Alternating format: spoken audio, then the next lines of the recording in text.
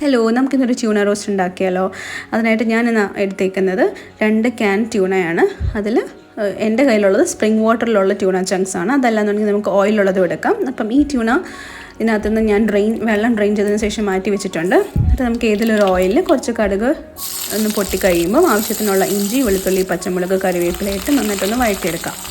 ഇത് വഴണ്ട് വരുമ്പോൾ നമുക്ക് ആവശ്യത്തിനുള്ള ഉപ്പ് ആഡ് ചെയ്യാം. ഓൾറെഡി നമ്മുടെ ഫിഷിൽ ഉപ്പുണ്ടാവും, അപ്പോൾ വളരെ കുറച്ച് മാത്രം ഉപ്പ് ആഡ് ചെയ്യുക. അതിനുശേഷം നമുക്ക് ഒരു വലിയ ഉള്ളി ചെറുതായിട്ട് അരിഞ്ഞതും കൂടി ഇട്ട് നന്നായിട്ട് മിക്സ് ചെയ്ത് വഴറ്റിയെടുക്കാം. ഇത് ഉള്ളി നമ്മൾ നന്നായിട്ട് വഴറ്റുമ്പോഴാണ് ഇത് റോസ്റ്റിന് ടേസ്റ്റ് കൂടുന്നത്.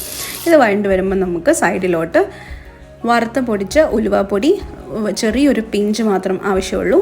പിന്നെ ഒരു 1/4 ടീസ്പൂൺ മഞ്ഞൾപ്പൊടി, ഒരു 1/2 ടീസ്പൂൺ മുളക് പൊടി, കാശ്മീരി ചില്ലി നമുക്ക് ആഡ് ചെയ്യേണ്ട, 3/4 ടീസ്പൂൺ മല്ലിപ്പൊടി. ഇതെല്ലാം കൂടെ ഇട്ട് നന്നായിട്ട് എൻ്റെ പച്ചമണം മാറുന്നിടം വരെ വഴറ്റിയെടുക്കാം.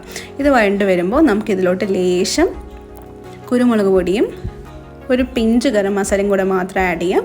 അതൊന്ന് വഴറ്റി കഴിയുമ്പോൾ നമുക്കൊരു പഴുത്ത തക്കാളിയും കൂടെ ഇട്ടിട്ട് നമുക്കിത് നന്നായിട്ട് മിക്സ് ചെയ്ത് തക്കാളിക്കൊന്ന് മാഷ് ആവുന്നിടം വരെ വഴറ്റിയെടുക്കാം. ഇത് വഴണ്ട് വരുമ്പോൾ നമ്മൾ മാറ്റി വെച്ചിരിക്കുന്ന നമ്മുടെ ട്യൂണയുടെ ആ മീൻസ് ചെയ്തിരിക്കുന്ന ഫ്ലഷ് മീൻ അതിൽ ആഡ് ചെയ്ത് ചേർക്കുക. നന്നായിട്ട് വഴറ്റി നമുക്കത് അതിൻ്റെ വെള്ളം വറ്റുന്ന വഴറ്റിയെടുക്കുക. വേണമെങ്കിൽ ഒരു ലേശം എണ്ണയും കൂടെ മുകളിൽ നിന്ന് തൂവിക്കഴിഞ്ഞാൽ സ്പ്രേ ചെയ്തെടുത്ത് കഴിഞ്ഞാൽ നമ്മുടെ റോസ്റ്റ് റെഡിയായി. Thank you.